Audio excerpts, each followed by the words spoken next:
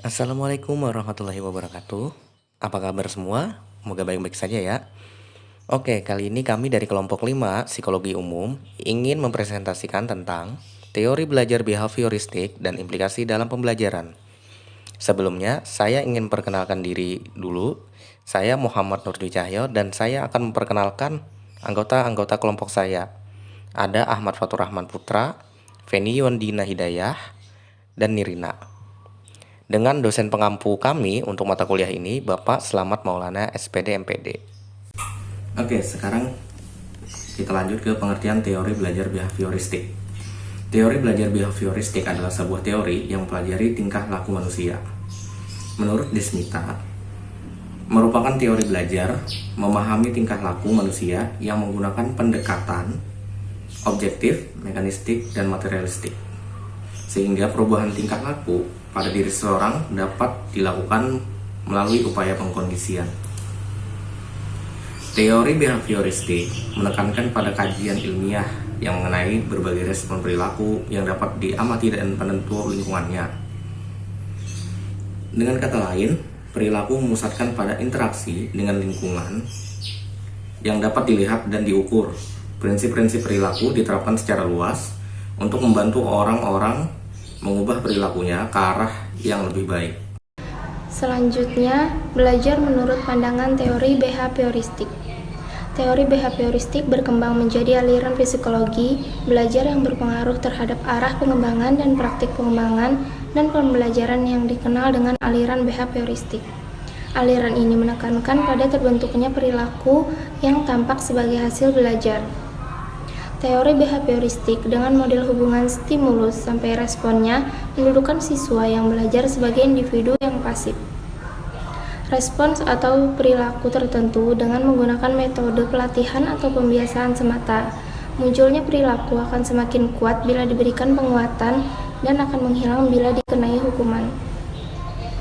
Kemudian behaviorisme merupakan aliran psikologi yang memandang individu lebih kepada sisi fenomena jasmaniah dan mengabaikan aspek-aspek mental seperti kecerdasan, bakat, minat, dan perasaan individu dalam kegiatan belajar.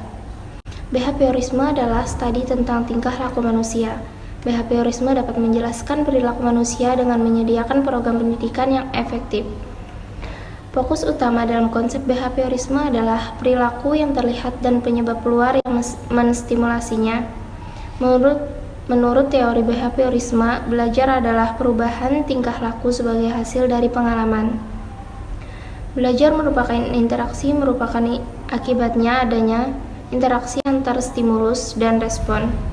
Seseorang dianggap telah belajar jika dapat menunjukkan perubahan perilakunya.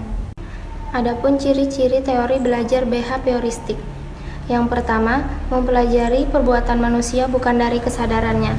Aliran ini mengamati perbuatan dan tingkah laku yang berdasarkan kenyataan. Pengalaman-pengalaman batin dikesampingkan serta gerak-gerak pada badan yang dipelajari. Oleh karena itu, behaviorisme adalah ilmu jiwa tanpa jiwa. Kemudian yang kedua, segala perbuatan dikembalikan kepada refleks. Behaviorisme mencari unsur-unsur yang paling sederhana, yakni perbuatan-perbuatan, bukan kesadaran yang dinamakan refleks. Refleks adalah suatu reaksi yang tidak disadari terhadap suatu pengarang. Yang terakhir, yaitu behaviorisme berpendapat bahwa pada waktu dilahirkan semua orang adalah sama. Menurut behaviorisme, pendidikan adalah maha kuasa. Manusia hanya makhluk yang berkembang karena kebiasaan-kebiasaan, dan pendidikan dapat mempengaruhi refleks keinginan hati. Tokoh-tokoh teori belajar behaviorisme. John B. Watson berpendapat bahwa introspeksi merupakan pendekatan yang tidak ada gunanya. Alasannya adalah jika psikologi dianggap sebagai suatu ilmu, maka datanya harus dapat diamati dan diukur. Watson mempertahankan pendapatnya bahwa hanya dengan mempelajari apa yang dilakukan manusia, perilaku mereka memungkinkan psikologi menjadi ilmu yang objektif. Ivan P. Pavlov mengembangkan teori perilaku melalui percobaan tentang anjing dan air liurnya. Proses yang ditemukan oleh kalau karena perangsangan yang asli dan netral atau perangsangan biasanya secara berulang-ulang dipasang dengan unsur penguat yang menyebabkan suatu reaksi. Perangsang netral disebut perangsang bersyarat atau terkondisionir yang disingkat dengan CS, kondisionir stimulus. Penguatannya adalah perangsangan tidak bersyarat atau US, kondisional stimulus. BF Skinner. Di psikologi stimulus respon mempelajari rangsangan yang menimbulkan respon dalam bentuk perilaku, mempelajari ganjangan dan hukuman yang mempertahankan adanya respon itu, dan mempelajari perubahan perilaku yang ditimbulkan karena adanya perubahan pada ganjangan dan hukuman. Skinner berpendapat kepribadian terutama adalah hasil dari sejarah penguatan pribadi individu. Meskipun pembawaan genetik turut berperan, kekuatan sangat menuntut perilaku khusus yang terbentuk dan dipertahankan serta merupakan khas bagi individu yang bersangkutan. Tokoh-tokoh teori belajar behavioristik. Edward Lee Thorndike. Belajar merupakan peristiwa terbentuknya asosiasi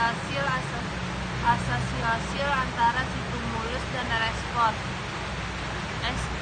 Eksperimen berupa kunci yang dimasukkan ke dalam sangkar tertutup yang apabila pintunya dapat dibuka secara otomatis, knop di dalam sangkar menutup. Untuk menguji teori trial and error.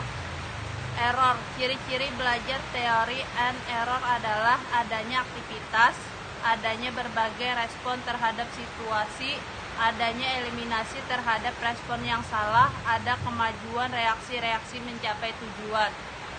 Albert Bandura. Teori Bandura memandang perilaku individu tidak semata-mata refleks otomatis atas stimulus, melainkan juga akibat reaksi yang timbul sebagai hasil interaksi antara lingkungan dengan skema kognitif individu itu sendiri. Prinsip teori belajar sosial. Teori observational learning, bahwa yang dipelajari individu terutama dalam belajar sosial dan moral melalui proses pengamatan dan meniru perilaku, sikap dan emosi orang lain. Selanjutnya itu implikasi teori belajar behavioristik dalam proses pembelajaran. Penerapan behavioristik dalam kegiatan pembelajaran tergantung dari beberapa komponen seperti tujuan pembelajaran, materi pembelajaran, karakteristik siswa, media, fasilitas pembelajaran, lingkungan, dan penguatan. Teori belajar behavioristik merupakan proses pembentukan, yaitu membawa siswa untuk mencapai target tertentu, sehingga menjadi siswa tidak bebas berkreasi dan berimajinasi. Pembelajaran yang dirancang pada teori belajar behavioristik memandang pengetahuan adalah objektif, sehingga belajar merupakan perolehan pengetahuan, sedangkan mengajar adalah memindahkan pengetahuan kepada siswa. Oleh sebab itu, siswa diharapkan memiliki pemahaman yang sama terhadap pengetahuan yang diajarkan. Artinya, apa yang ditengahan oleh guru itu yang harus dipahami oleh siswa. Sekian, terima kasih atas perhatiannya. Ulun dari kelompok 5 mengucapkan Assalamualaikum warahmatullahi wabarakatuh.